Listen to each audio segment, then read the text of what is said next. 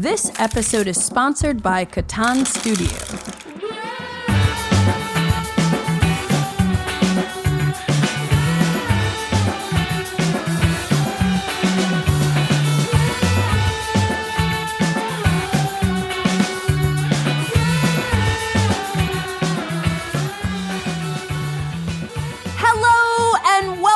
To episode 38 of the Board Game Geek podcast, where we geek out about board games, the mechanisms behind them, and the people who create them. I'm your host, Candice Harris, and I am so excited to be here today with one of my favorite people in the industry, David Thompson, who is, so well known for co-designing and designing a bunch of games like, Undaunted, the whole Undaunted series, Undaunted Normandy, and then War Chest. Oh, I love War Chest too. Resist. I still haven't played Resist, but Sniper Elite, Hidden Movement, banger game, and of course, the Valiant defense series with like Pavlov's House. So many awesome games. How's it going today, David? It's awesome. Thank you for having me so much. This is awesome. Yeah, it is. Anytime we get an opportunity to like do something together, I am just super happy because again, I love your games. I love your games. You make some really cool games. Well, thank you. Yeah, as you said, any chance to get together and chat with you, I'll take it, no matter what the reason. So happy to be here. Thanks. So what is new on your end? I know, I feel like every day I'm seeing BGG news or something, there's another game popping up with your name. You're working on something with someone else. What's going on in your world? Yeah, so you know what the deal is? So a lot of people don't know this. I have, almost everything, pretty much everything now that I do is co-design. And I'm not actually doing any of that design where I just pay people to let me put my name on those games. So I just pick really good co-designers and they let me put my name on the box. And it just works out really well for me. Nice. That's funny. Yeah. So here's the thing. I listen to a lot of podcasts and I'm not when you have guests on and they turn into marketing speak and they're talking about what's upcoming with them. I'm like, I don't want to be that guy. So here's what I'll do. I'll make a deal with you. I'll mention some stuff that's coming soon so that all the publishers are happy. But then I'll be happy too. But then we can talk about the actual reason we're here for. So sounds good. Okay, so War Chest Nightfall, new expansion for War Chest is coming out right now. I think it's shipping to backers, so it'll be retail soon. Awesome. That's really cool for a couple of reasons. One, we weren't really sure that there was going to be another War Chest expansion. So when AEG reached out to us and said, "Hey, we're going to do this Kickstarter, and it's going to have a bunch of expansions. What do you think about doing an extra War Chest expansion?" Trevor and I jumped at the chance. So super excited to, cool. And it's pushing the game in some new ways, which is really fun. So the next up after that will be Undaunted Callisto, or Undaunted 2200 Callisto, right? So Sci-fi Undaunted. Whoa. Yeah. So for a long time, we've heard from people saying, "Hey, I've heard about Undaunted. I'm really interested in, but I'm not really into the war theme." And so this was a way for us to kind of address that audience. But also, and I know I've told you this before, each game in the Undaunted series has to be different or Trevor and I will lose our minds, right? Because you can't just go back to the well and just keep doing the same thing. Right. So this was a chance for us to do something really different with Undaunted. So hopefully people dig it. That should be out around Spiel. Cool. I can't and wait. Then same for War Story Occupied France. So I think also around Spiel time, certainly they'll have early copies there, I think. And what is that one about? So this one's designed. I know least about that. Yeah, so this one's co-designed with Dave Neal. So Dave Neal is primarily known for his work on Sherlock Holmes Consulting Detective, Unlock. Oh. So he is Mr. Narrative, right? So that's his background. And Dave, just like Trevor and I, Dave and I met each other in Cambridge. We're part of the same design group in Cambridge. And so Dave reached out to me and said, "Hey, what do you think about this idea of combining his, expertise, which is narrative games, with something with a war background, right? So a setting." And so War Story Occupied France, you can think of it, this is an oversimplification, but kind of think of it as a choose your own adventure game mashed up with some tactical combat, but narrative driven. So it's something that I don't really think we've seen before, because you've seen a lot of narrative games like the Time Stories, those kind of games, but not with like a more, not realistic and like a simulationist, but like, if you think about tactical options and stuff like that, right? It provides some of that. So very cool. And it's set during, it's your SOE agents, so you're under your World War II occupied France trying to help the Allies. So that's cool. Very cool. And then the other two I'll talk about now because they've been announced. Probably next year would be when they would come out. One is Night Witches, which obviously I'm designing with Liz Davidson, right? Yeah. So that's awesome. That's coming from Fort Circle. I should say the publisher. I should be a good boy. So War Chest is from AEG. Undaunted 2200 and War Story Occupied France are both from Osprey. So yeah. Okay. So Night Witches, designing with Liz, coming out from Fort Circle. That is a solo or 2-player co-op game where you take the role of a all-female regiment of night bomber pilots flying harassment missions during World War II. So super cool theme. Yeah. I played it at SD HistCon with Liz. Yeah, it was great. I loved it. Like whatever the prototype you guys had there. Yeah, and you know who the artist is for it, right? Did we tell you? No. So Ian O'Toole. So yeah. So whoa. I mean, I'm super, super, super blessed that I've gotten a chance to work with. And Kwanchai Moria is the artist for War Story Occupied France. So it's like, oh my goodness, it's like the biggest hits, all the bangers, right? and it's more of my scheme. I'm also like, I just get all the biggest artists to work on these games that I have other people put my name on. And so, I'm just riding on the coattails of greatness. You're doing great with your scheming. Okay, and the last one I'll talk about, co-design with Jeff Engelstein, is Zheng. So that's about the Ming voyages, the Chinese Ming voyages. And similar thing, Jeff reached out and said, hey, I'm thinking about this idea. Would you like to collaborate? And of course, I'm not going to turn down Jeff Engelstein because he's amazing. Right. So, so that was a really fun one to work with. And that's going to be published by GMT. And I've seen the art for it. And I know you know this too, right? Like GMT is making some really strong moves in like improving the art direction and illustration. Yeah. And so I've seen the art and it's pretty cool. So we'll see how the reception, that's a solitaire only game. So we'll see how the reception is for that. That's all so exciting. I'm glad they let you put your name on it, I know. Exactly. See, now you're getting it. I feel like I completely missed that War Chest Nightfall expansion, but I'm going to get it. It's like, I love War Chest. It's like one of those games that when I think about like dwindling my collection down to like 100 games, it'll definitely be in there.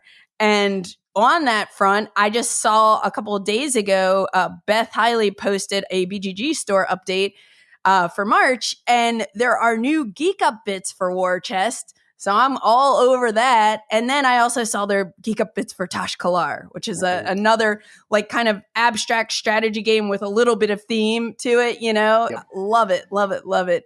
Yep. So for me, I'm just coming back from Austin. I was in Austin last weekend for South by Southwest. So I don't know if you heard of this, David, but there is a new movie called The Hobby that is about the modern board game hobby and just like how it's kind of like a view of it for people who aren't necessarily in it, but so that they can understand why people like us are so passionate about it and so excited about it. But it is also for gamers for sure. But I'm in this. I'm one of the quote unquote subjects that because there's a wide cast of people that tell their stories throughout it. And I was fortunate enough to meet the director at some point. And it was funny because he bought me a beer because and this is long before I met him, he used Cardboard Creations to kind of figure out which game designers he might want to bring in. So like Elizabeth Hargrave and Eric Lang are featured in it. And it was just such a cool experience. Like, number one, I've never been to Austin. I really like loved the city and I want to go back. I had some really killer barbecue. Like, seriously, I had turkey and ribs from Franklin's, and I don't think I've ever had a better rib in my life. And the turkey. I think that, like, I've had deep fried turkeys. I've had all sorts of turkey, but this turkey, I don't know how they did it. So tender, so flavorful, amazing. So I really liked Austin. But for the premiere, like, it was screening at twice on like the first Friday of South by Southwest, and then also on Sunday. And we went and did, there were some of us there, like Daryl Andrews was there, and we did a Q&A after each screening. And that was really cool because even before the movie started, when Simon goes up to introduce it, he asked, like, how many people here are gamers versus not gamers? And I feel like it was almost like 50-50 at all of the screenings. But some of the people that we met were just really awesome. Like, there was a woman there who showed up to watch this movie because she wants to understand her husband better. She's like, her husband goes to WBC, and she's like, oh, he does these weekends, and she just like didn't understand it at all. So it was cool that she came to watch this movie, this documentary, and she walked out with a better understanding of like what her husband's draw is to this hobby. But it's like the movie itself, I'm not going to spoil anything, is just like, I think just a perfect blend of being informative, feel good, like inspiring, funny. You know, it's really, really like moving. And I'm not just saying that because I'm in it. I just like, I kind of teared up when it started, like each time I'm seeing it on the big screen, just because I'm like also excited that it's like showing off our world to a larger audience. You know, it was premiered at South by Southwest. So I think they're going to try to get it in some other festivals, and eventually it'll be streaming somewhere, you know, so people in the US can see it, and Canada, and hopefully all over the world, frankly. But that was something just really new for me. And I'm also now curious to go to like film festivals, because it was just like, it was so different being surrounded by all these people who are into film. And a lot of the people I was hanging with that were on like the crew for this documentary are super into documentaries. And I'm like, okay, tell me your favorite 5 documentaries that I need to check out from, you know, from last year or whatever.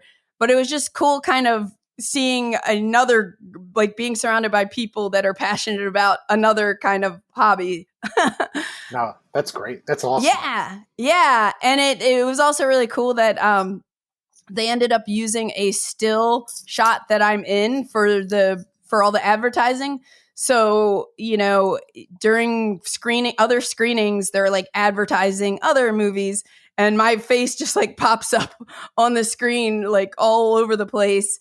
And then in like articles and stuff, since that's the only still that everybody media wise has, I'm just like popping up. So that was really cool. That was really cool.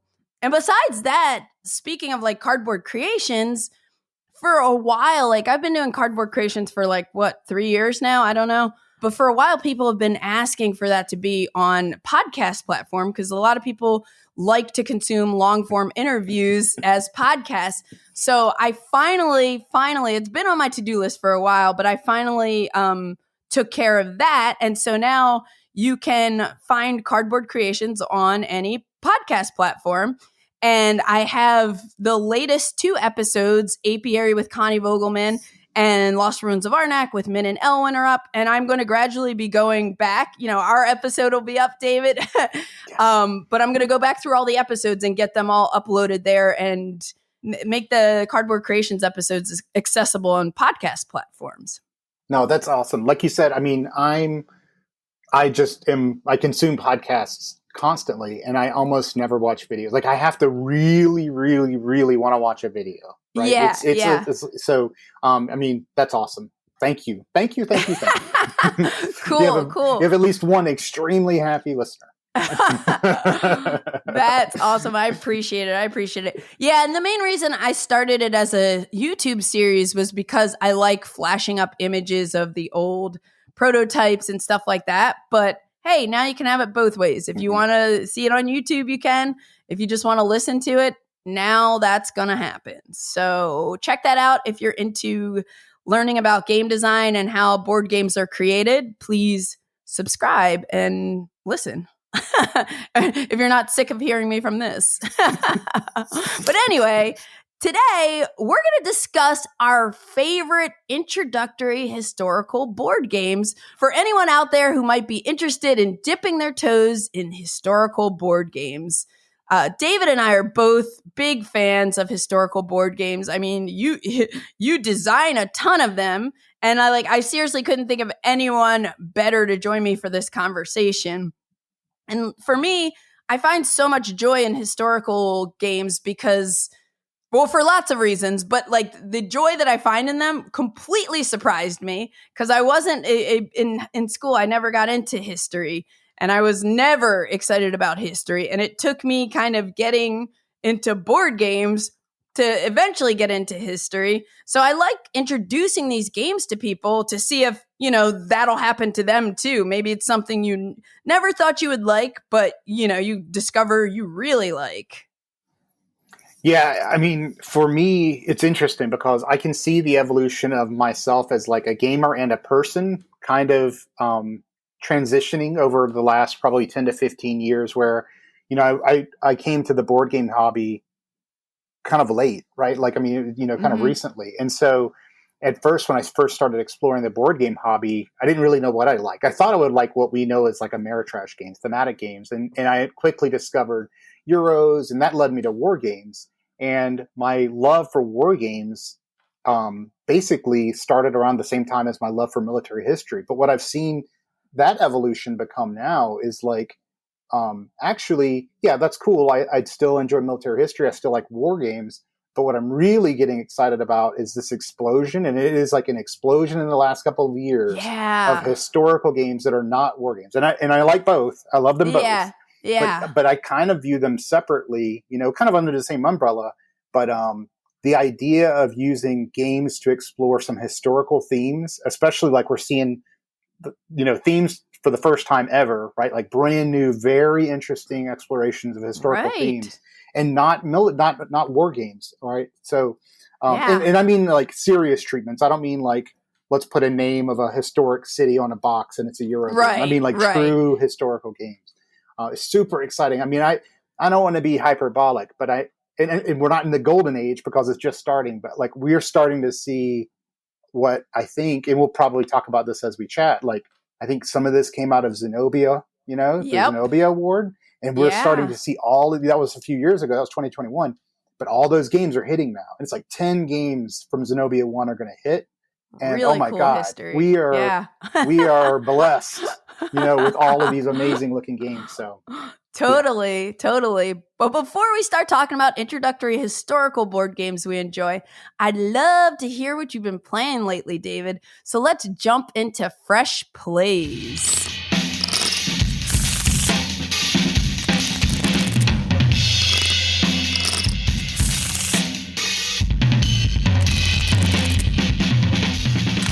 So, I think you know this. I spent a lot of time doing game design. I spend very little time gaming. So once a month. I figured, yeah. I know it's so cliche, but it's so true, right? And so, I mean, and the thing is, and I know you know this, I have a day job, I have a family. And so when you start compartmentalizing the time, something has to go. And I am not going to lose the design time. So about once a month, maybe less, I have two local friends that I meet with, and we do some gaming, and that's when I get like the more, crunchy, interesting kind of stuff. But the vast majority of my game time is done with my kids, and of that, 80 to 90% of that's done with my 13-year-old daughter. So like she is by far my number one top gamer, right? Like that's awesome. So it's not surprising that my fresh plays come from some of the stuff that she and I have played. Cool. So Mandala is my number one, my first fresh play. And so this is a game from 2019, designed by Brett J. Gilbert and my oft co-designer, Trevor Benjamin, and published by Lookout Games, right? So it's only for 2 players. Plays in about 3 seconds, if you know what you're doing. I mean, it is lightning fast. No, seriously, probably like 10 minutes, 10, 15 minutes. It's interesting because I have an entire shelf dedicated to Trevor's games that I did not collaborate with him. And almost all of those are designed with Brett. Brett and Trevor. And once again, broken record, Brett also from Cambridge, right? The same group in Cambridge. Oh, cool. So And Brett was one of the people that I would call him like a mentor, right? When I first started getting into game design. And so we all come from the Matt Dunstan, Brett Gilbert school of Cambridge design. But sounds fancy. But so here's the thing. I have an entire shelf of all of their games, and I play their games are usually very simple, very, accessible. And so I play them a lot with my kids. And for whatever reason, I'd gotten Mandala. I played it like one time. I learned it, played it. I enjoyed it, but I didn't really get into it. I put it back on the shelf. And my daughter and I are typically what we do is we go to a coffee shop and we'll play there. And so I was like, hey, let's play something, but let's play something new, right? We've been playing a lot of Final Girl, etc. And so I picked up Mandala and I was like, we're just going to read it and we're going to learn it. And I think that day at the coffee shop, I'm not joking, I think we played it like 6 times straight. I mean, we're like, let's play it again. Let's play it again. Let's play it again. That's awesome. And I think it was within the last couple of months. We've probably played Mandala like 20, 30, 40. I mean, just like it's been our go-to. So for people that don't know, I should quickly describe it, right? It is an abstract game. Ostensibly, it's about making mandalas, but really what you're doing is you have these color-coded cards, and you're making critical decisions about whether you play them into a central place that both players can play into, and that's going to drive your scoring, or if you play them on your side where you're kind of driving the amount of influence you have. You can deconstruct it, though I think you could deconstruct most games, into essentially an area influence game, right? Because you're bidding for influence over the central cards, which are worth points. It has a super clever scoring system where when you take on these color cards, they're going to set the value of how much each of those are going to be in the future, 1 to 6 points, and then there's multipliers. So, but like I said, super streamlined, abstract game, highly recommended. If you have 10 minutes to play, it's like perfect. Yeah, I would second highly recommend it. I had it for a while and I passed it on to somebody just because I have too many games. So, if there's a couple or something coming and they have room for a small, like I like to try to be board game Oprah and give games away here and there. And I know I passed that on, but yeah, I remember it is like a really good, I love the look of it too, but it's a quick banger and it's in one of those small square boxes, like the size of like, 7 Wonders Duel, I think. Yeah, that's right. One of yeah, those, same one size of those as those. boxes. Cool. Well, that is Mandala. So a couple weeks ago, is it a couple weeks ago at this point? I don't know. Recently, my mom and nephew were in town visiting. And so as we do, we played a lot of trick-taking games. But I also got them into roll and writes because after recording the previous episode 37 with Antoine Balza, and I'm just realizing I'm having game designers on back-to-back episodes. That's kind of funny. But that episode was all about roll and writes, and Antoine picked that topic. And I, going into that, I was not like a big fan of roll and writes. I've played some, I'd enjoyed some, but it wasn't like, it's not something that typically excites me. And after our conversation, I kind of became curious to revisit them.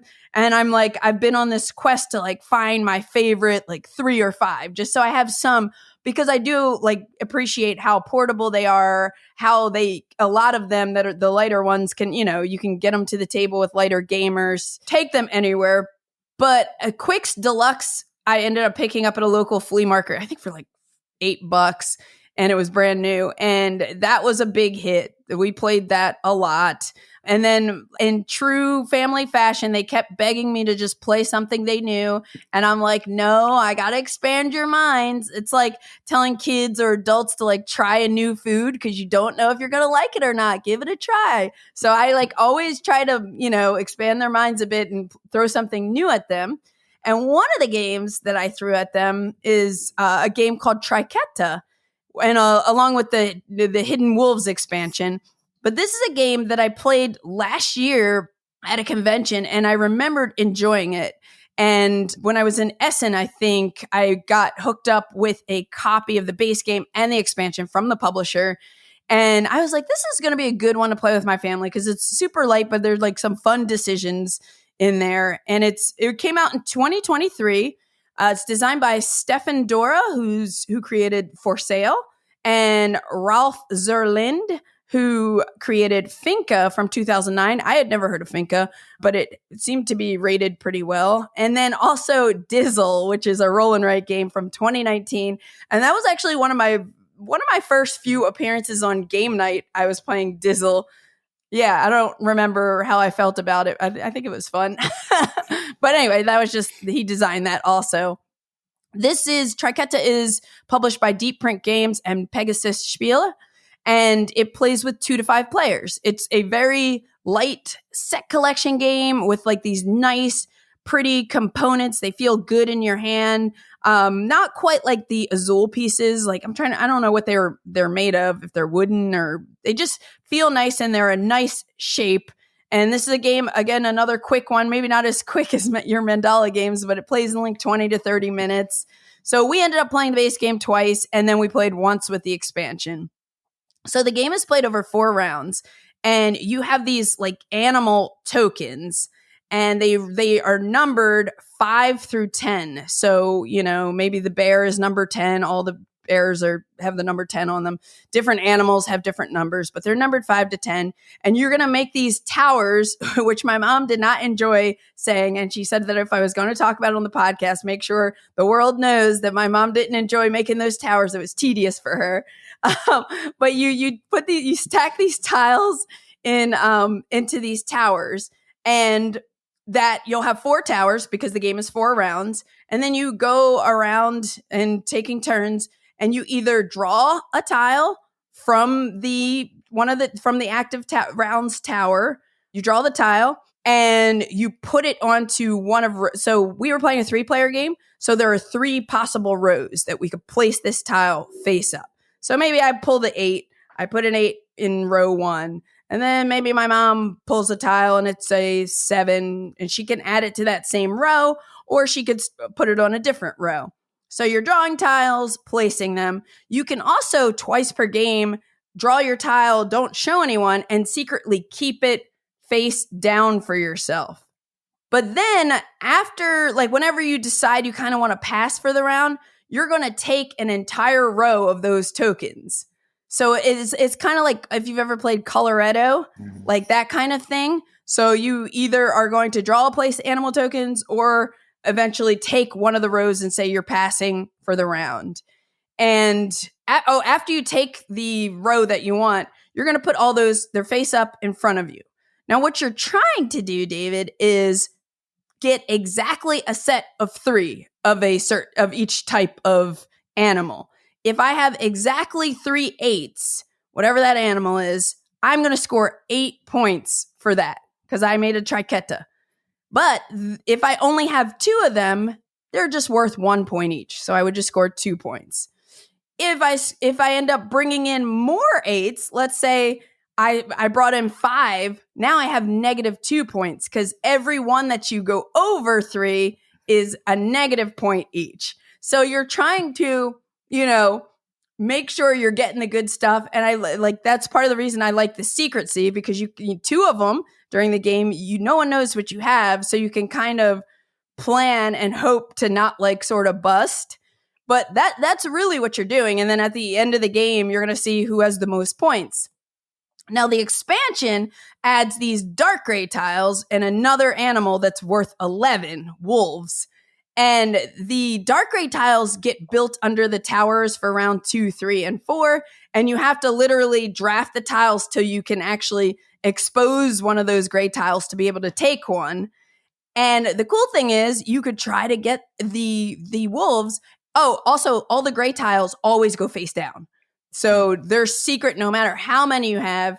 You always put them face down. But the challenge is, in those gray tiles, they're also one of the original set of animals. So there's a chance that you could bust if you're not careful. But I like this game a lot. Like, I think the components feel really good. I like that it has this like push your luck element to it. You're looking around the table to see what other people already have, and you're trying to like place in a row where like maybe it won't be enticing for you to take that row. Maybe I'm trying to set myself up with something. And then with the expansion, it adds even more intrigue because you don't know, like my mom ended up accidentally, because I don't think she understood the rules. with the gray tiles, but like she ended up taking too many. So she busted on like almost everything. Meanwhile, I got the wolves. I got 11 points for that. Things were happening. But so that is Triqueta and the Hidden Wolves expansion. Have you seen this one yet? I have not. No, it sounds really cool. I'll definitely check this out. It sounds like something that both my like gamer group and even my family might dig. So this sounds really cool. Definitely a solid family game. And I think, again, if you play Coloretto, it's that kind of vibe to it. But cool. Just trying to get exactly 3 of each animal token is the goal. But that was a quick one that we played. And they played it 3 times, so I think they enjoyed it enough, aside from my mom with the expansion. So that is Triqueta. Okay, so my number 2 now, I promise you that Lookout Games and my friends did not pay me to do this. But number two is Patterns, which is essentially the sequel to Mandala. So what happened was, after we started playing Mandala, we were like, holy cow, this is amazing. Where has this game been for the last four years of our lives? So we went and picked up Patterns, which, like I said, is basically the sequel to it. And I should note there's a new game coming out called, I think, Flowers, maybe. And I think it's a multiplayer game. It's sort of in the same trilogy. Yeah. I know nothing about it, but so Patterns published in 2023, also, of course, by Trevor and Brett, also published by Lookout, and exclusively 2 players. So it's interesting. It does a lot. It borrows concepts from Mandala, primarily in the way that it scores, right? So you still have these 6 colors. It still has this concept of, whichever one you get in the one position, whichever color is going to score 1 point in the second position, etc. So you're still trying to do this like clever thing of like, okay, I really want to wait for a while to declare that my 6-point color is going to be yellow. But if I wait so long, by the time I get to yellow, I can't, orchestrate this positional placement so that it scores a lot of points. So both games feature that same thing. But Patterns, whereas Mandala, it can be kind of as thinky as you want it to be, right? There's a lot of depth there that's not immediately apparent. Patterns is much more like, there's a spatial element. So what happens is you have these circular tokens. You seed the entire board at the very beginning with all the tokens. They're just flipped face down. And so over time, you're placing your colors. Let's say I want my black. Mm-hmm. I'm placing it on the board, and I can take pieces off the board and put it back on so that I'm orchestrating having contiguous pieces of black that belong to me. And I have black in whatever position it's scoring in. And so you're trying to manipulate the board. So there's a ton of spatial adjacency, to the way you position your pieces. And so it has all of the sort of thinky bits that you would expect from like a spatial abstract, but with the scoring concepts that were created in Mandala. So extremely good. It was interesting, my daughter, playing with my daughter. And so I got it and we immediately started playing it. And I was interested to see, because it is so much more thinky, I was like, well, which do you like better? And that's what I'm wondering. She wasn't able to decide. Like, she was like, I like them both. And I tested that. I was like, I wonder if she's just saying that. But the next time we went out, she said she wanted to play Patterns because she hasn't played it as much. So she had liked it at least enough as close to Mandala that she preferred playing it at least, more to check it out. I don't even know which one I like. Yeah. It's really tough. It's funny because in some ways they're very similar, but they give you a very different feel in terms, like, if I was like, because we'll sit in the floor by the fireplace and play games, right? So if I'm like, hey, let's play this real quick and real fast and light and just like not trying to think too much, then we'll grab Mandala. But if we're like kind of sitting down to really think a little bit more about the game a little more deeply, then Patterns is the choice. So, but both good. Both cool. Really good. Yep. Yeah, I want to check that one out. Yeah, I remember maybe Eric wrote about it in BGG News at some point, and I was like, ooh, because I did like Mandala. Mm-hmm. And I do, there's that other one that's coming out that is expanding it to multiplayer, more than 2 players. Very cool. Patterns. Well, I'll just quickly mention before I tell you my next game, I have recently been getting back into Lord of the Rings LCG. And I'm like, years ago, I bought a whole bunch of cards before the new revised version came out. And, I have this nice box that I got off Etsy and like some upgraded tokens and everything. I pimped it out. And I just haven't played it for a while. And something just put me back on a Lord of the Rings kick recently. So I haven't played it as much as I've organized it in the past week or so. But I did bring a scenario with me to Austin to play solo in the hotel room. And I did like set it up and just have it on the desk there playing throughout the weekend when I had some downtime. So I just want to give a shout out to that because that is definitely on my mind, but I'll probably talk about it more after I play it a bit more. And also the other reason is because the next game I'm going to mention kind of took me by surprise, and it is the freshest play for me. It is a game called Sea Salt and Paper, a card game. It was originally released in 2022, an English-French version from Bombix. And then I have the English-only edition from Pandasaurus, which came out in 2023. This one is designed by Bruno Cathala, and everybody knows Bruno Cathala maybe, but 5 Tribes, Cyclades. He did all the duel work in Seven Wonders Duel and Splendor Duel. And then it's also co-designed by Theo Riviere, and who co-designed The Loop and Draftosaurus, which I haven't played either of those. And then I thought it was interesting that both of these designers also designed a game called Nagaraja. And I never played it, but I think I heard it was pretty good. So this is not their first collab. But this Sea Salt and Paper plays with 2 to 4 players. You have these origami marine animal cards that you're going to be building up a hand of cards. And there are some cards you're going to be playing onto the table to like activate abilities. It is a very, very straightforward game that you can kind of get into, pretty quickly, especially if someone's teaching it to you. But there are some cards in the deck that are used to score for set collection. Like, hey, if I have 3 penguins at the end of the game, I get 5 points. But then there are other of these cards called duo cards that want to be paired. Like there's a boat. And if I have 2 boats, I will play them down and get some ability. Like maybe I get to draw another card immediately. I don't remember exactly what that ability is, but I know that there's a swimmer and a shark that get paired up as a duo. And when you do that, you get to steal a card from another player. But basically on your turn, you're taking 1 card. You're either going to take 1 from the 2 discard piles. There are always 2 discard piles. Or you can draw 2 from the deck and discard 1. And this is like Fantasy Realms, Arboretum kind of like maybe not as tense as those games, but it's like every time you discard a card, if the next player picks it up, you're like, crap, So you're thinking about, but then you're also thinking about what you're needing to kind of build your hand so you have the best scoring hand possible. After you get a card, which is required every turn, then you can play any duos. So I might play a duo that lets me draw another card, and then that might give me another duo based on something in my hand. So then I can play that duo. So you can play as many duos as you want. And duos are just worth 1 point. Like that pair of cards gives you an ability and it's worth 1 point.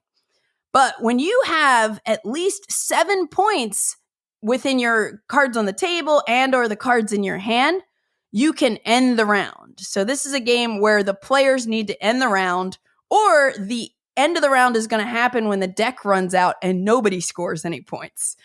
So when you have 7 points in your hand or more, you can end the round one of 2 ways. You can just say stop at the end of your turn, and then everybody's going to you'll reveal your cards, score up your points. That's it. Everybody, you take note of the points because the game is going to end when a certain VP threshold is hit, depending on the player count. So in the 2-player game, when somebody gets to 40 points, it'll end. But you could also do something a little bit riskier and call last chance to end the round. When you call last chance, all of your opponents get to take 1 more turn. And then, you reveal your hand, and then they get to take 1 more turn. And what happens is, if any of your opponents at that point have more points than you, your last chance was a bust. And you will only get to score a color bonus, which is, of all your cards, take the color you have the most of, and you get 1 point per card. Wah, wah, wah. Wow. Not good. But if you do a last chance and you do have more points than all the other players, then you get to score your points plus the color bonus.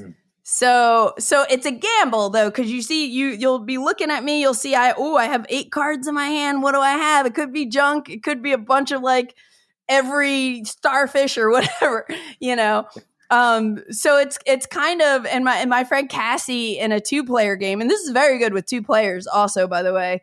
My friend Cassie called Last Chance. It was her first time playing, and she was like feeling pretty confident, and I had more points than her. So I ended up like scoring all of my points, and then she only scored her color bonus. And then like future games, she was just terrified of calling Last Chance because you never know. But that's kind of a neat way for the round to end. There's one other thing I want to call out in this game is there are mermaid cards. There are 4 mermaid cards. And if at any point you have all 4 mermaid cards in your hand, you win the game. The whole game, not the round. You win the game. It's an auto victory. So you're kind of collecting these mermaids hoping to achieve that. But also the mermaids, the other good thing about them is they let you score a color bonus. So regardless if you were had a successful last chance, you'll score a color bonus with a mermaid. That's how they work. So if you have 2 mermaids in your hand, you'll score 2 color bonuses. Your bonus for your highest color, or the color with the most amount of cards you had, and then the second most amount of cards you have. So mermaids are good, but yeah. So this game I played at BGG Con. Somebody told me it was good at some point. Like I think it was Lincoln and Nikki. A lot of people were like, "Oh, this game's fun." So I bought it at some point. And I played somebody else's copy at BGG Con, and I don't even think we finished the game because we had to like go to dinner or something. But we played with the full player count of 4 players. I don't know if I didn't get it or if I just don't love that player count. That's TBD. But I left that experience kind of lukewarm on it, and I think I was just going to sell it. But then when I was in Austin, just in the hotel lobby, you know, almost time to head to the airport, Simon, the director of the hobby, breaks it out. He's like, hey, this is like just a banger of a filler game. I'm calling it my little pop song game that he's been like enjoying a lot lately. So he's like, let's play. It's really good with 2. So we played it. And I was like, oh, okay. And then literally the next day I start digging out. I'm like, where's my copy? Because now I want to show it. And like last night I got to play it. So I played a 2-player game with Cassie. And then Matt joined us for 2 3-player games. And we just had a blast. And now, like, I won the first game. Matt won the second game. It was his first game, and he won with the mermaids. Oh, that's awesome. He won with the mermaids. Oh. The other crazy thing is the game that I played with Cassie. I think we played 2 2-player games. But the game that I played with Cassie, I had 3 mermaids. And she stopped it. And the next card I would have drawn would have been the 4th mermaid. So that happened twice. So there's some like little fun tension with like trying to collect those mermaids. But all in all, like I really dig this game, and I'm glad that I revisited it because I didn't have a good initial impression of it. Like just something didn't. I could have been hangry. I don't know. It just didn't resonate with me. But now I like it. And it's like one of these games that I'll probably keep in my backpack, keep in my purse, whatever, to just break out and teach to other people. Also, I played the expansion with Simon. There's a 8 card expansion or something like that. And now after playing last night, just the base game, like 3 or 4 times, I'm totally right, like I already ordered the expansion because I'm like, okay, I miss what they bring to the table. Yeah. But yeah, so have you played Sea Salt and Paper? I have not, but I'm super interested.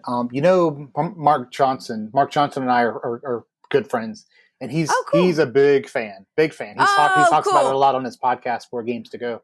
And I think it's on BGA because I don't really play a lot on BGA. Yes, but it is on BGA. He plays there a lot, so that's one I'll definitely pick up because it's been it's this interesting, like it's been in the hotness, and I don't mean necessarily like on the BGG hotness, though it was probably there too, but it seems to have been like this organic growth of like just word of mouth and popularity and stuff. So I'm super interested in trying it. Yeah, it's definitely, like I think Simon describing it as a pop song or something like that, because I feel like I keep wanting to hear it, That's awesome. So I will definitely probably get a couple more plays of this in this week, and I can't wait for the expansion to come. That is Sea Salt and Paper. And now a word from our sponsor. It's the 21st century and the island of Catan is at a crossroads. Long gone is the agrarian society of the island's Viking ancestors. Today's Catanians need energy to keep society moving and growing, but pollution is wreaking havoc on the island. Catan New Energies is classic Catan with a modern and relevant twist. In this standalone game, you'll harvest and trade resources and build up your society while also managing its growing need for power. You'll start the game using cheap fossil fuels that cause pollution events and interrupt resource production. But as you invest in renewable energy, pollution events are replaced with rewards for sustainable strategies. Catan New Energies is a standalone board game for 3 to 4 players aged 14 and up. It is printed and assembled in the USA of sustainably sourced wood and cardboard using no plastic components. Available for pre-order now on CatanShop.com. So, David, what are we talking about here when we're talking about historical board games? Yeah, so I mentioned this before. I mean, they can. I mean, if I say historical game, obviously we're not. It's not. The point is not to exclude war games, right? But I think it's an important distinction to at least let people know there is a world of games about historical topics, not just to paste it on theme, like an actual examination of a historical topic in an interesting way that aren't, military war, war themed. And for a while, many of those were like war adjacent, really. You had some games, and we'll talk about one of mine, at least one of mine, if not a couple, fit into that category. But now we're starting to see exploration of non-conflict related topics at all. So, if used broadly, obviously it can include anything historical, but at least in my mind, that's kind of where I go when I think about historical games. Yeah, and you're right. And I think that is like a big distinction, and why it the fact that it's growing more is because people historical board games are not all war games, and that message is kind of spreading like wildfire. And there are all sorts of even like Euro type board games that are coming out that are more historically rich versus having just like a pasted on setting. But there are lots of different types of historical board games out there, and it's really exciting. And like you, I like war games also, but I know some people don't like the conflict. But there are just so many games out there that are historically based now that are and some have really cool historical topics that aren't war games. So I tried to, with my list of games that I picked, I tried to think about different types of gamers, what would be a good introductory for all different types of gamers. Well, not all of them, but I kind of compartmentalized my list into like, hey, if you like these type of games, you might want to try this one first, Yeah, I did a similar thing. I try to make sure, all of my games I love. Like I didn't leave my list of things that I absolutely love to try to find something, but I also tried to cover kind of sort of a broad category. And one thing that I'll mention before I forget, because this is really cool. Multiple times my kids have come home and told me, like my daughter most recently came home and they were learning about guerrillas in World War II. And she's like, Daddy, we were learning about guerrillas, and I knew what it was because we played Resist. Right? Oh, so, that's awesome. They'll come home and awesome. I had a similar example with playing. We've played 1754 by Academy Games about the French and Indian War. Same thing. They're like, we've even talked about taking games into school, like as a learning thing. And these are games that are exploring historic topics, right? Which is, and I won't mention some of the others because they'll show up on my list. Yeah.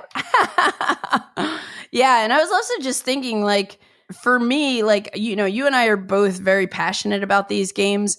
I think for me, I'm not like the most competitive board gamer out there. Like I'll play to win and do my best and everything.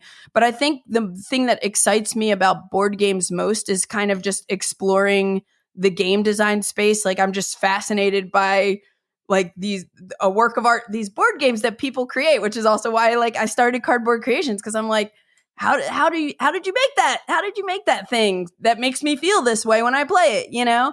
And so I feel like with historical board games, it's like next level, because it's like you take all of that like joy and curiosity I get from like exploring different board games, and then you have this like really rich history that's melded into the mechanisms. And then they all seem to make me like want to explore the history that they portray even more, which is wild. Like I have so many books that I've bought over the years because I'm playing certain games. Have I finished those books? No, but I start reading them, and one day I'll finish them. I have book ADD.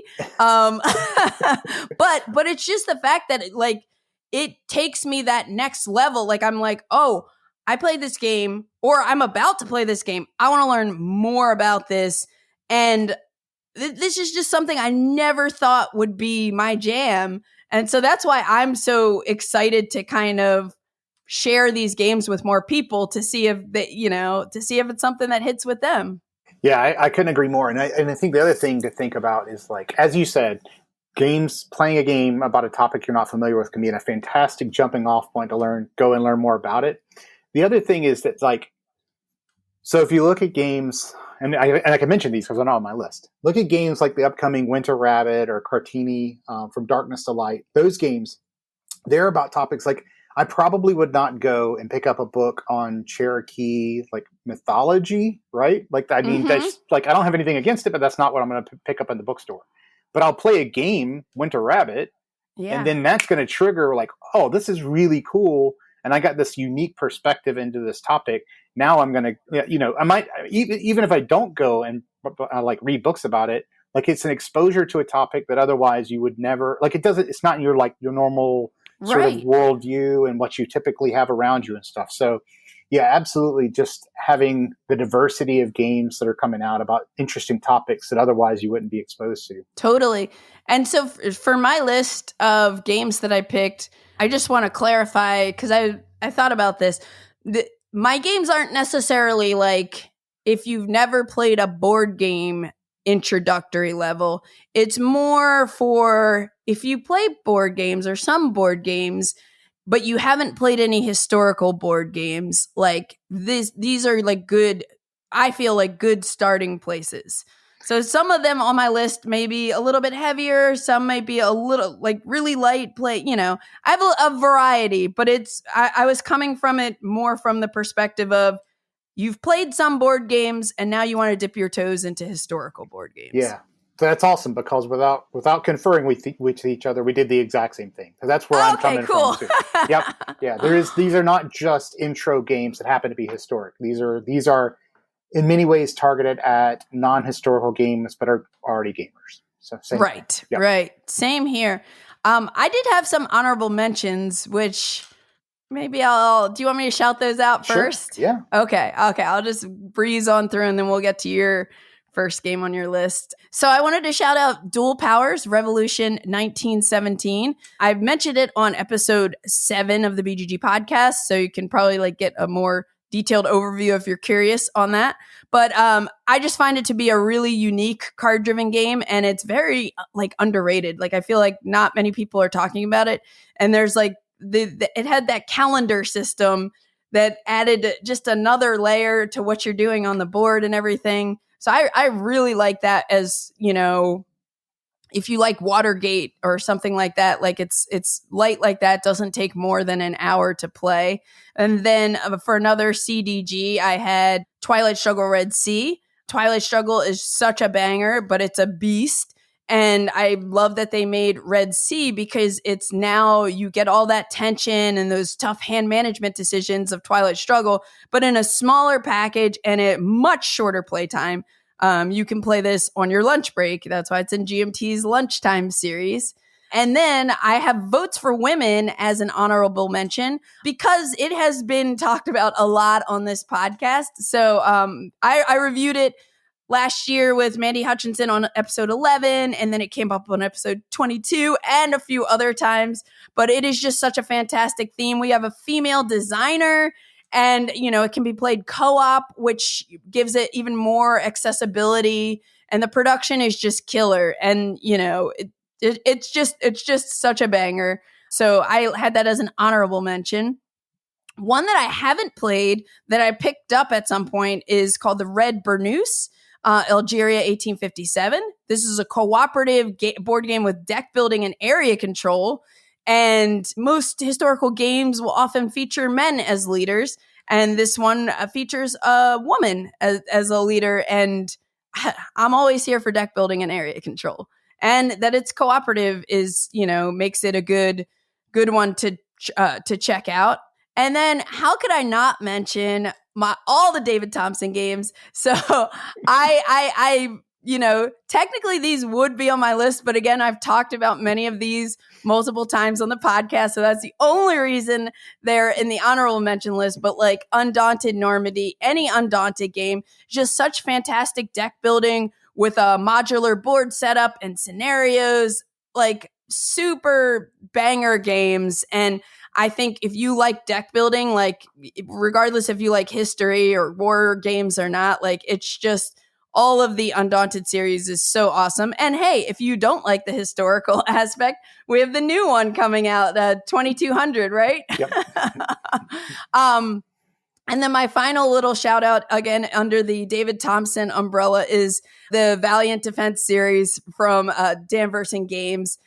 These games are solo games, but you can play them cooperatively because, that's what you can do with solo games. But there's Pavlov's House, Castle Itter, Soldiers in Postman Uniforms, Landsworth Ridge. Like, these games are like really fantastic. They're accessible. They feel different. And they're also like covering like kind of unique aspects of World War II, So, I had to throw those in because I picked other games for my list to talk about, but I love all of those, and I think they are like great intro games. No, that's awesome, and I appreciate it, and the check is in the mail. So. Wait, not Venmo? Venmo? Whatever.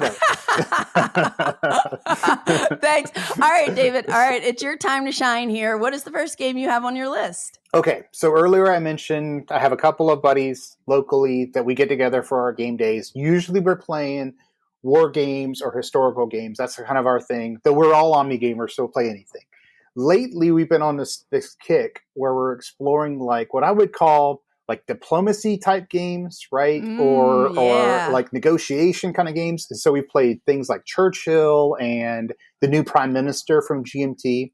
Both are good, but most recently, and I think of this sort of subgenre, the one that's hit best for me is Versailles 1919. Oh, so, yes. Yeah. So this one's by Jeff Engelstein and Mark Herman. Came out in 2020, published by GMT. You can play it. I think I'm going to be a broken record a couple of times when I say this. You can play it 1 to 4. Go find something else to play at 1 and 2. It's probably fine. I don't know. But it's not that it's bad, but like this game is designed to be played with 3 or 4 players, right? So go get 3 or 4 players and play this game. The name probably gives away. It's about post World War I. Sort of like each of the players is taking the role of one of the leaders. So you're Woodrow Wilson or whoever, and you're coming together, and so you're each representing one of the nations. And it's got this like what I would call this sort of like organic. I guess it's a little bit like semi co-op, right? Because what you're doing is you've got issues that are on the table, and you're providing you're bidding your influence on all those different issues. And if you win the issue, you get to decide what happens. And so, clearly you want to decide what's best for you, but also you're trying to, negatively impact the other players. And so often you'll be given the opportunity to do really shady things like, I'm going to put this issue up, because I have no vested interest in it, so I don't really care. So I'm going to make the other players invest all of their resources in this one while I'm actually spending my time just going and focusing on the one I want. Love right? it. So it's a lot of like, playing the player is what I call those kind of games, right? The rules are pretty streamlined, relatively speaking. This is now I will say this is an example of a game like you mentioned earlier. This is not for like new gamers. This is, if you're like a Euro gamer or something, you've got time in the hobby, you come over, this is going to be a game that gives you really interesting peek into a part of, honestly, now that we know 100 years later, pretty horrible history because a lot of world's problems came from this process. Right. But yeah, it's a really fantastic, like I said, playing the player, a lot of opportunity to do some shady things that are sort of within the confines of some pretty deep choices, but low complexity rules. Versailles 1919. Wow. This completely slipped my mind. This is a great pick. I love this game, and wow, kudos. I'm glad because I'm glad we're going to have some different things to talk about here. But yes, I would wholeheartedly second that. That game is so fantastic. And it is like very, like it's Churchill is way more complex, you know? Yeah. Yeah. And I love the production, like the presentation of this game too. The way it makes you feel like the issues are in the waiting room and it slides down and it's so good. I have to get this one back out. Here's a little funny story. So it came out in 2020. I think it was Gen Con 2018 or 19. I got to play a prototype. Jeff was there and he was play testing his prototype. And so we met, but he had no clue who I was. So it was awesome that I played his prototype. He had no idea. Later on, we become friends and stuff, but that was funny. Cool. So that's Versailles 1919. I'm going to kick things off with a game that I've actually only played once and I played a prototype copy of it. And then I backed it on Kickstarter and I got my copy and I haven't gotten it back to the table. But now I'm realizing I'm really eager to play it. And that game is Halls of Hegra, 2023 release from Tumpik Games. It's designed by Peter Schenk Olsen. And this is a solitaire game, but it's, this is one of those solo games that can unofficially be played co-op if you want. Like if you play with a friend, maybe even 3 people, you make decisions together. Yeah, you can totally do that. Or you can just play it by yourself and get really sucked in by yourself. So yeah, like I said, the designer had sent me a prototype ahead of the Kickstarter campaign. I played it and I wrote a preview article in BGG News for it. And then I liked it so much that I was like, I have to back this. And I got it sometime last year. I think it delivered. And it's in my shelf on the garage, my shelf of opportunity of several Kickstarter games that I haven't gotten to the table yet. But it sets you in an abandoned mountain fortress in the Norwegian village Hegra in the early days of World War II. You're challenged with commanding volunteers and soldiers to defend against a German onslaught while managing a bunch of factors such as your morale and keeping locals calm and gaining supplies and just keeping your forces healthy by the end of the game. So this game is on this list for a few reasons, but I think, and I'm going to quote myself from my article, it cleverly combines worker placement, bag building, and tower defense mechanisms with a survival backbone in the same vein as Robinson Crusoe, This War of Mine, and Dead of Winter. People, if you like those kind of survival games, and I think it would probably even align most with Robinson Crusoe, this game is going to give you that feel with the history. You're playing through these different stages, and there's a mobilization stage which takes place over 3 days, and then there's a first attack which takes over another 3 days, and then there's the final siege. And if you have enough healthy defenders at the end of the last at the last siege, you win the game. Otherwise, you can lose if the surrender track hits the end. You don't have enough healthy defenders left, and it's just really cool. They're different. The way does solo worker placement is like really fantastic. You have tough decisions because there are different types of defenders. You may need to place different places. And I just remember loving it. And that's part of the reason I thought just today, I was like, I want to put this on this list for people who like those kind of survival, like and who like worker placement games. This could be a great place to start. Have you played Halls of Hegra? Okay. Are you ready for this? Yes. I'm going to tell you something, and I'm not exaggerating when I say this. So first of all, I make a lot of solo games. I don't actually play many solo games. Okay. I play a lot of solo games cooperatively with my daughter. Okay. Halls of Hegra was one of my top 3 games from last year. It's my top solo game ever. Period. Number 1, and it's not close. Wow. It is unbelievable. It is unbelievable. It's unbelievable. It would have been on my list, but I didn't really include like direct military themed games on my list. Okay, so that's the only reason I left it off. Cool. I'm glad you love it. Phenomenal. I got the chance to play a prototype, and I knew the second I played a prototype, I was like, this is just unbelievable. And as you said, so here's what's really, so first of all, it does worker placement for a solo game, which there's not that much of.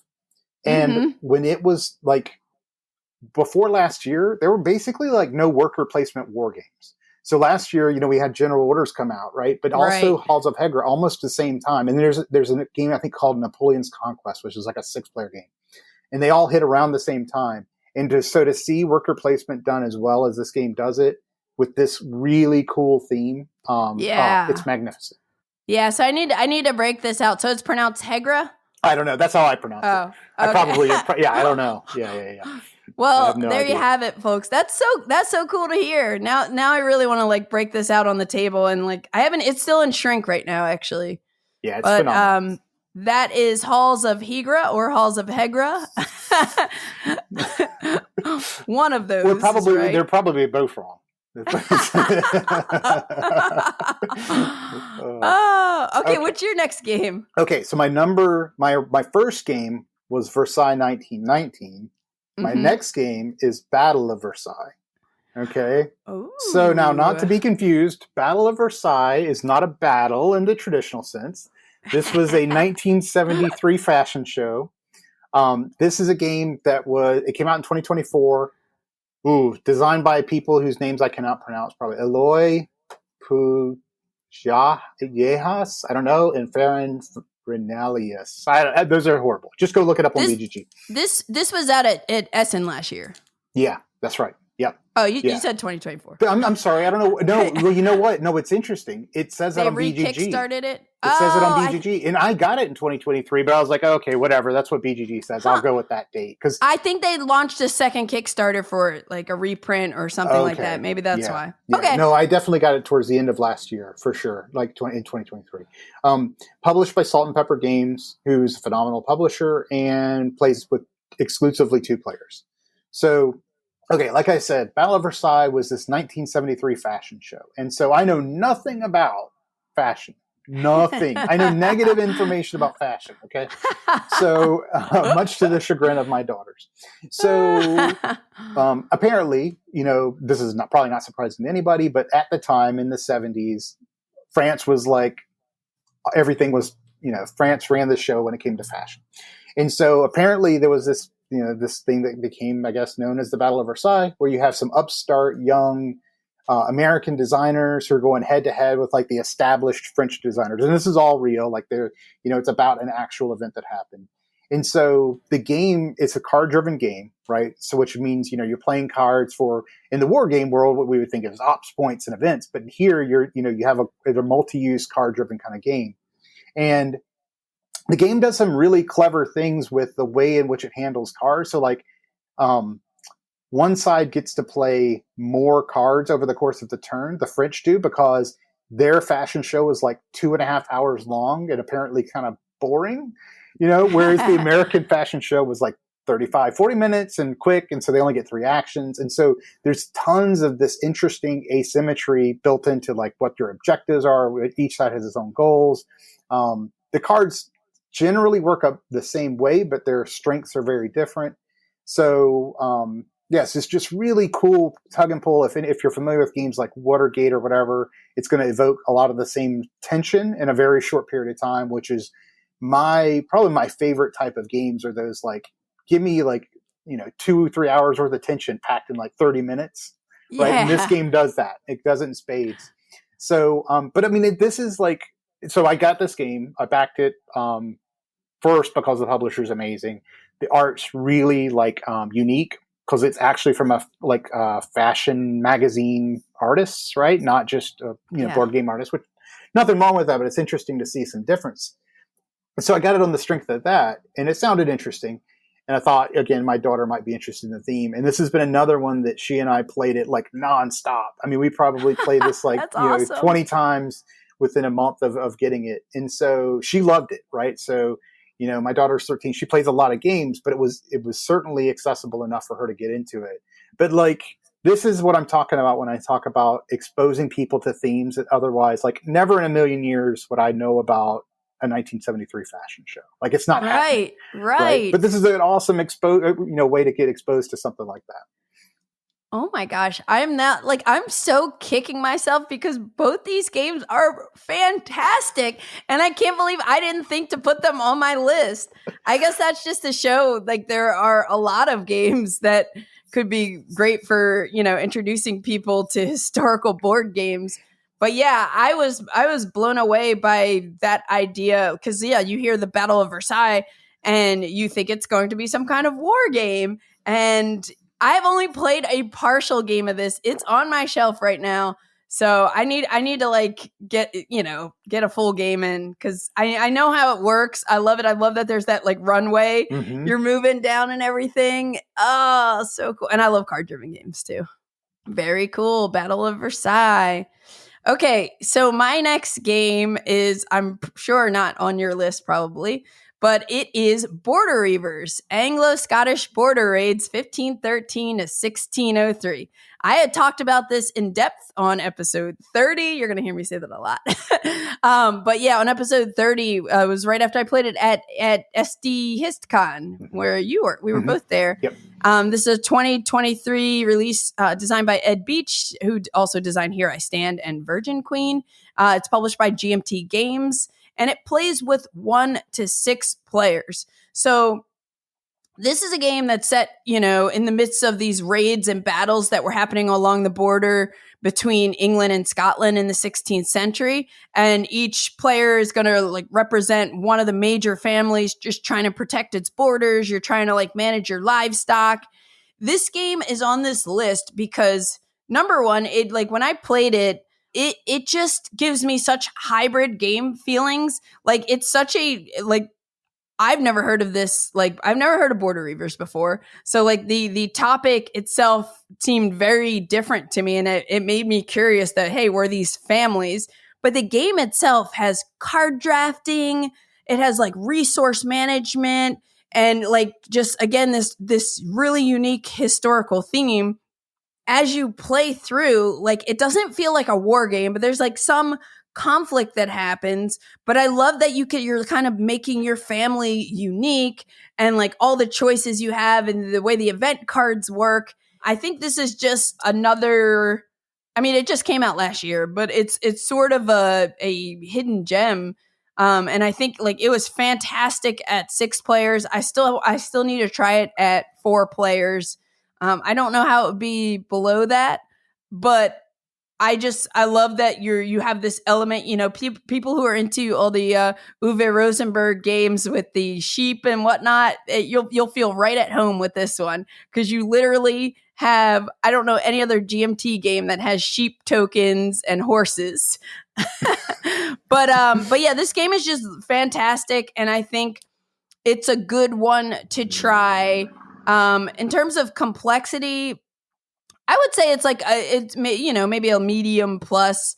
It's really not that bad. Like you just play through these phases, you do some card drafting, you're having fun, like making your faction, your family sort of unique, and then yeah, it's a really cool game. So that is why Border Reivers is on my list. Any experience with that one, David? No. The only experience. I mean, so I know Mark played it with you, and he was super excited. Yes. So we talked about it.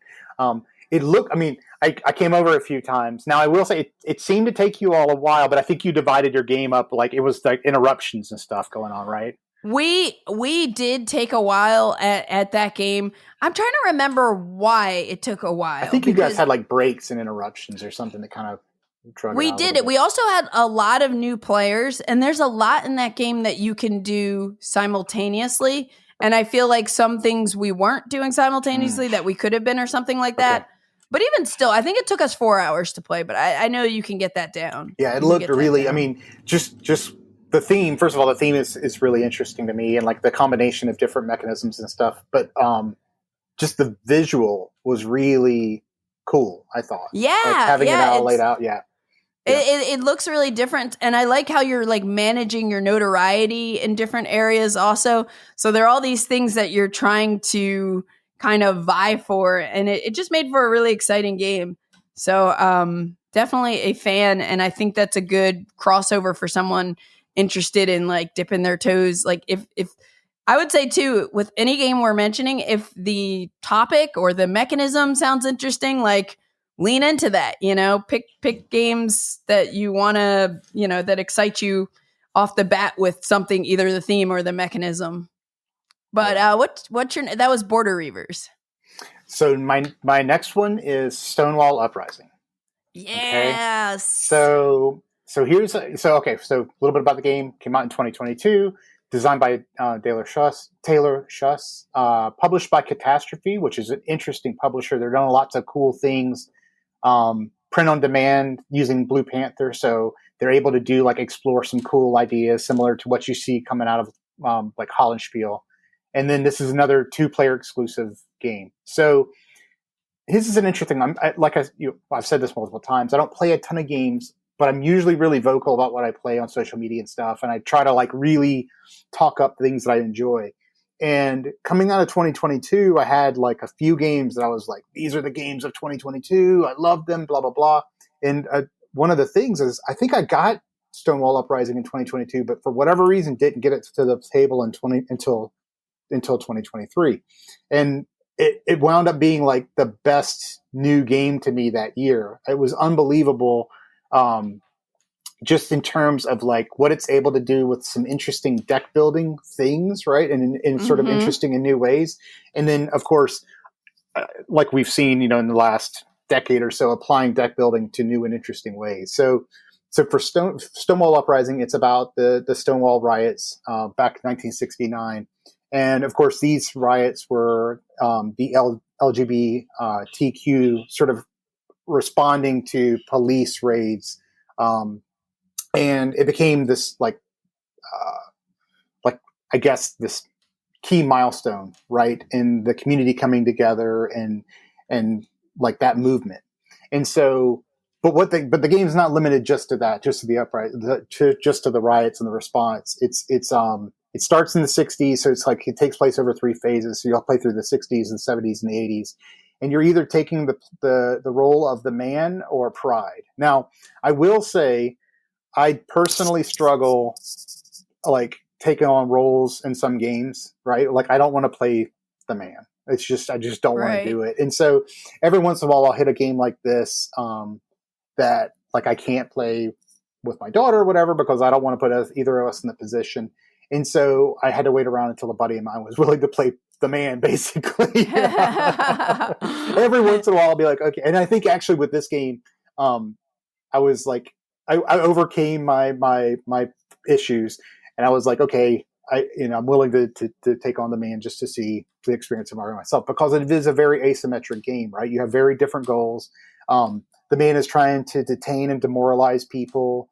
Pride is trying to shift the Overton window, which is interesting. Like it's this concept in political science about shifting, the community, the public's thought and awareness and stuff, so that policies can be passed. Which again, we're talking about a board game being able to model things like the Overton window, which you wouldn't necessarily expect to see. So that's what games are awesome at doing. But you're playing, there's 3 different sort of like tracks, I guess, concepts that you're playing for, right? Systemic support, public support, and individual support. And so yeah, it's again, you'll see this is a recurring theme. I like short games. So it's another relatively short game, 2-player, super tense. But I mean, here's the thing. I would consider myself an ally, but at the same time, I'm full disclosure. Like, of course, I've heard of the Stonewall riots. I don't really know the background, right? And so Right. playing this game, you're like, okay, I'm playing through this game. I probably want to know a little bit more about what I'm playing about. So it's just another really good jumping off point for that. Great pick. This is one that almost made my list too. But I slightly was suspecting you were going to have it. So that's part of the reason I was like, well, I won't do it. But yes, Stonewall Uprising is like really good. And the deck building, tug of war aspect, everything is really, really great with that one. So the next game on my list is probably the most complex game on my list, and it is Cuba Libre. And this is a coin game from 2013 designed by Volko Runke and Jeff Grossman, published by GMT Games. Plays with 1 to 4 players, but it's best with 4 because you'll get that full experience. Some people love playing it solo, though, so I'm not going to say it's bad at any player count, but I think it's best at 4. So coin games, if people aren't familiar, are counterinsurgency games that feature multiple asymmetric factions, usually 4, competing against each other in an area control struggle, but each with their own motivation, kind of corresponding to their unique victory conditions. And the gameplay for coin games is centered around an event deck of cards and an initiative system, like where you have to be like this eligibility system that's really, really innovative to determine like the turn order for each round. And it's also like a lot of these coin games, some factions are encouraged to form alliances with other. So there's a lot of like interesting negotiation opportunities, a lot of like tense chess-like moments where you'll be like kind of try to be subtle about trying to achieve your victory condition at the right time, hopefully without other people noticing, and kind of watching out for other players doing the same thing. And Cuba Libre basically depicts the insurgent and counterinsurgent conflict in Cuba from 1957 to 1958. And each player is going to take on a role of a faction that's trying to run Cuban affairs. So you have like someone's going to be the government, and then you have 3 insurgent factions. You have the leftist movement, 26 July. Then you have like the anti-communists and the people who are against the government, the Directorio, the DR, they're called. And then you have like the organized crime syndicate also in there, and everybody's got their own motivations. And they're basically using military, political, and economic actions to kind of exploit various events. And so players can build and maneuver forces to influence the population and get resources. And you're working to achieve your goals. But the reason I picked this game is because there are a lot of people out there who love Root, or just any games that have asymmetrical gameplay similar to Root. This game, I mean, Cole was inspired by the first coin game, Andy and Abyss, when he created Root. So the roots of Root lie in coin games. And I think that Cuba Libre is still just a really great one to start with.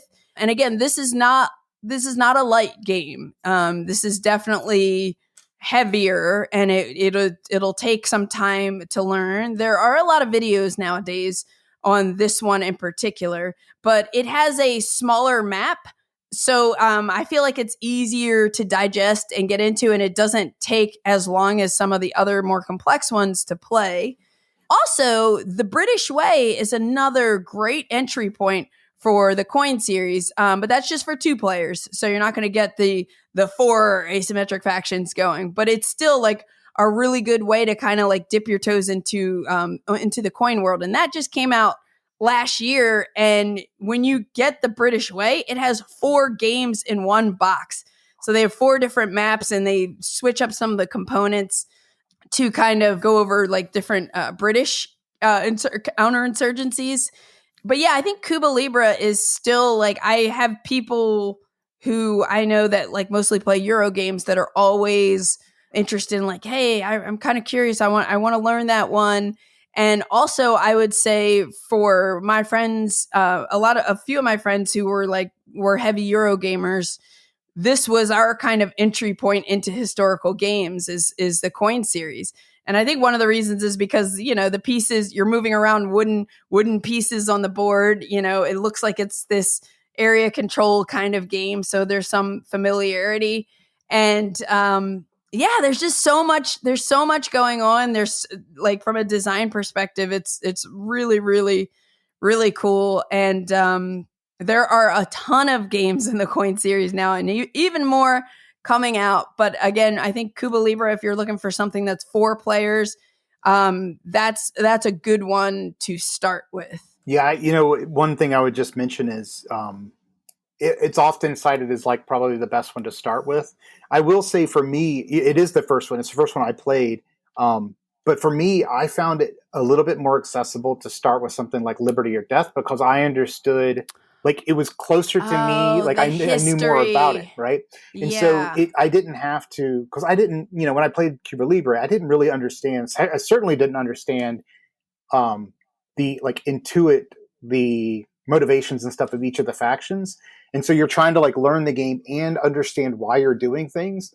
But when you play something like Liberty or Death or whatever the coin game you might be most familiar with from a historical perspective, some of the opaqueness, I guess, about understanding their motivations kind of melts away. So that's the only thing I would say is like, if you look into coin and one of the, about one of the topics more than the others, that might be a good place to starting start. place. So just an idea for folks. Dipping their toes. Yeah, and for me, when I first picked up Cuba Libre, I ended up watching the documentary series. Is it just called Cuban Revolution? I don't remember what it's called. It's on Netflix, or it was on Netflix years ago. But I ended up watching that it was a documentary series, and kind of that familiarized me a lot with what was going on. But yes, that is a really, really good point. If there's something that you know more about going into it, that could be a good way to start, because then you'll connect with it a little better, a little easier. Yeah. Yep. Cool. Okay, so my next one, and I have to be very careful. So, I mean, are they in order? I don't know. But this one and the next one, I flip-flop back and forth about which was going to be my last one. So, okay, this was my top game of 2023. You knew it was going to be on my list. You probably avoided it. Land and Freedom. It's about the Spanish Civil War. Uh-oh. I didn't avoid it. Oh, no. It's on my list too. But I think I knew it was going to be on your list too. Yep. So whatever, we'll both talk about it. So this came out last year, designed by Alex Knight. It's his first design, so I'm super selfish because I think he created his first game is better than all my games put together, but that's fine. This is published, I mentioned earlier Catastrophe Games and Hollandspiel. They use a printer called Blue Panther, and Blue Panther themselves have started acting as a publisher. So this is published by Blue Panther. So it's another print-on-demand game. So it's always going to be available for you. So you should go out and buy it now. The player count, again, this is another one. It says 1 to 3. Play it with 3 players. Play it with 3 players. Yes. That's where the magic is. You want the full magic of this game. Don't cheat yourself out of that. Play it with 3. Right. So in this game, so it's about the Spanish Civil War. So you are going to take on the role, but nobody plays Franco. Nobody plays, the Spanish, right? So you're going to play the anarchists, the communists, or the moderates. So you're going to play one of the groups that's fighting against, the Franco's forces. And I mentioned earlier when we talked about Versailles 1919, it has what I would call is like some sort of like emergent gameplay that kind of gets at some semi-cooperative concepts. Mm-hmm. When a game is a semi-cooperative game, which is to say that like the structure of the game forces this concept of semi-cooperation, I don't really like those games. Okay. Gotcha. And I don't like them for all the typical reasons that people will quote. Like you have games where like, well, I know I'm not going to win, so I can throw the game. All those things that, very cliche, right? This game is the best semi-cooperative game there is. It's not even open for debate. I've declared it. It's got to be the truth. It is unbelievable. And what happened was Alex just did a really good job. So during the course of the game, it's another CDG, another card-driven game, though it has some really interesting tableau building options, right? Yeah, so that's really cool. But during the course of the game, you're vying for influence, and you're going to be seeding this bag of glory, which I love that name. You're going to be seeding with your tokens. But the way the math works out, no matter how well you do or how poorly you do, up until the very end of the game, you at least have a chance. Now, it's all probabilities, so if you've played the worst game you've ever played of it, you're probably not going to win. But you're still in it. You're still in it, and you still have a chance. And so, everybody's in it up until the very end. And it just creates some magnificent, emergent, gameplay between the players. You can ask Liz Davidson about how much of a backstabbing communist I am. And, but no, it's just great. It's a perfect game in terms of trying to balance your self-interests in winning the game versus the interests of the group and helping, defeat Franco's forces. So yeah. So this is the game I had at my number one slot, mainly because I wasn't really ranking them per se, but I feel like if I was going to today have some people over that are like, we want to try a historical game, I'm pretty sure I would break out Land and Freedom. I know you officially declared this the best semi-cooperative game, but I'm trying to think of other semi-cooperative games that I played. I'm not even really sure, but this is the way this semi-cooperative nature of it works, where yes, we have to work together on stuff. We have to talk about who's going to take care of that? Who's going to do this? But you also have your own interests in mind, and you're trying to be subtle about some things too, because if you're not, people are going to kind of target you. And, there's this really, really awesome three-way tug of war. And I think, again, it's another historical topic that a lot of people won't be necessarily familiar with. And I love that, the fact that you can do some engine building with the way you play cards into your tableau. That is so cool and refreshing, because it's we play a lot of card driven games. So anytime there's something that's doing something a little different and that's neat, I love that. So yeah. And this was on episode 33, one of my favorite games of 2023. And it was also, I brought it up after the SD HistCon and on episode 30. So I'm all about Land and Freedom as well. Great game. So wait, that was your number 2. Mm-hmm. Okay, so now we'll jump to my number 2, and then we'll go to your number 1. Now I think I know what your number 1's going to be. We'll see. So my number 2 is 1815 Scum of the Earth. This is another one that I've mentioned before on the podcast on episode 23. It's a 2022 release from Tristan Hall and his publishing company, Hall or Nothing Productions. Plays with 1 to 2 players. This is an asymmetric, competitive, tactical card game about the Battle of Waterloo. And for me, I mean, people probably know this already, but I love card games. I love LCGs, TCGs, all of them. So this game to me is if you are that player who likes LCGs or you like, let's see, Netrunner, Arkham Horror, Ashes Reborn, Flesh and Blood, stuff like that, and you want to try a historical game, this is a really cool one to try.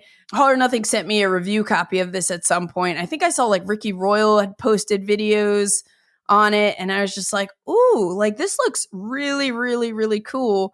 And you're basically racing your opponent to complete your own stack of objectives so you can get to the Battle of Waterloo objective and kind of start chipping away at these 3 frontiers that are in the center of the table between you. And you have this 3x3 grid of cards that you're playing that have different effects. All the cards have really cool artwork, and they also have historical flavor text. And I love, I've been so into Keyforge for the past since mid-November. I don't know how many months that is right this second, but like this kind of like one of the things I loved about Keyforge is that we're like racing to get our amber so that we can forge these keys. And this game gave me that like same feeling. It's like we're not like head to head just fighting each other. It's like we're both trying to like play cards and pay for our cards. You know, there's like resource management, hand management, to kind of chip through our objective decks to then be able to say, okay, now we're at the Battle of Waterloo. Now we want to start kind of damaging these fronts to kind of win the game. So that like that race element to it. You can also, which I haven't experimented with yet, do some like deck building and play with different decks with it. But like this to me like scratches that itch of I am someone who loves LCGs and TCGs, and I love historical board games and war games. And this is just like that perfect blend to me, that perfect harmony. And yeah, it's just such a great game. So I think if I were, you know, sitting down to play a game with a friend who also lives like card games like that, and they wanted to like try something historically based, 100% I would try this. I know Tristan has like other designs that are historical that follow a similar system, and I want to try those at some point too. So there might be, if the Battle of Waterloo isn't exciting, you could probably check to see. I think he has like 3 other games that are on different aspects of history that might be more appealing. But I think that the card game is just like, it feels so thematic. I loved like all the decisions of, you know, when you get certain cards out, they help you with your resources. Otherwise, you're like, oh, I don't want to get rid of that card. I want to play that, but I need to do this. Like really, really rich decisions. Really awesome game. And it's not that complicated. Like it's, I think on the BGG complexity, it was like a 2.38 or something like that. Yeah, so there you have it. And my number one would have been Land and Freedom. So we already covered that. So that is 1815, Scum of the Earth. And what is your last game, David? Do you know what it is? I want to say it's Votes for Women. Votes for Women. You know me so well. You know me so well. Oh, gosh. Yeah, so anybody that's been around me for the last couple of years knows that Votes for Women it was my favorite game of 2022. We can talk about it, but anybody that's listened to this podcast knows what Votes for Women is. Came out in 2022, yeah. Designed by Tori Brown, published by Fort Circle, plays 1 to 4. That player count's imported. You can play it solo. You can play it teams, you know, opposing each other. You can play it 2 players head to head. The way I played it, almost every time I played it, was 2-player co-op against the Oppobot. My daughter and I played as, you know, on the side of the suffragists because, like I mentioned earlier, not really interested in denying the women the right to vote. So, right. So I mean, and my mom and I played this co-op too, by the way. Yeah, that's awesome. With the Oppobot. It's so good. It's such a good game. It's a great, I mean, you know, people will compare it to things like 1960. I think it, you know, gameplay wise, I think it's just as good. I think it explores this topic in an interesting way. I think it does a lot of really clever gameplay things right, you know, in terms of just the way the asymmetric 2 sides. Of course, the United States political system does us some favors because of the cool win conditions. It's baked into the game, so that's kind of nice too. Right. But yeah, I mean, this game is like, in my mind, this is like the quintessential historical game, right? It's relatively low complexity, so maybe not like a person's very first time playing, but the fact is you could play it, you could introduce somebody and play it co-op, right? Which means it's super easy to get somebody into it. But yeah, everything from like the clever gameplay to the really rich historical stuff. And of course it has what, you know, has become to known as the Fort Circle treatment, which is to say like the highest possible production quality. Yeah. So phenomenal. Yeah. So it's in my mind, like it's hard to say anything would top this in terms of like an exemplar for what a historical game is or should be. Yep, and I knew it was going to be on your list, so that's why. But I did at least remember to say it as an honorable mention. Yep. But yes, I agree. It's so fantastic and perfect for this list. Like it's such a, and you're right. Like even if you're a newer gamer, like this is one you can get into too. Yep. Absolutely. Awesome. So that's Votes for Women. And those are our games recommendations for like introductory historical board games that if you're curious about dipping your toes into this space, highly recommend checking out some of these games. And there are like tons more that we didn't even mention that are really great. And it just seems to be this growing market, you know, and especially we were also talking about Euros, war-related Euros that are coming more and more. Yeah, that's a whole separate list. I mean, that's really where, like, if I was to pick one genre of game, Euros, war game Euro hybrids is probably the number one thing. But the other thing we didn't talk about are all the games that are up. We mentioned it in passing briefly, Zenobia. And we're about to get all of the, everything that was designed in 2021 is about to hit. We've got like 10 games that are about to hit, and all of them, we were involved. We know we've played these games in their prototype form. Like the world of historical games are about to explode. So yeah, I love it. Well, David, thank you so much for like joining me today. Like I knew you would be the perfect person to like, I have, since before I started the podcast, when I was like making my list of people I knew I would want to talk to, you've been on it. I don't know why I waited so long. Life just happens and takes you in all these different directions. But I'm so glad that we had this opportunity to talk, and also that it's something that we're both like so passionate about. Absolutely. And it's also always great to hear about games that people are putting your name on. No, seriously, absolutely. Like I said at the front, it's really cool just to chat with you. I feel like we could talk for hours. Totally. Of like minds, but to be able to chat with you about something we care about so much is fantastic. Yep, totally. So hopefully I'll see you at like Gen Con or sometime later this year. Yeah. Hopefully I'll be at Gen Con. That'll be the next time. Cool. Well, Thanks again. Yeah, thanks for having me. You've been listening to the Board Game Geek podcast, produced and edited by Candice Harris. Special thanks to Matt Fonda for editing and mixing our music. Be sure to visit us on the web at BoardGameGeek.com. You can also find us on YouTube, Twitter, Blue Sky, Instagram, Facebook, TikTok, and Twitch under Board Game Geek. You can reach us by email at podcast@BoardGameGeek.com. Thanks for listening and happy gaming!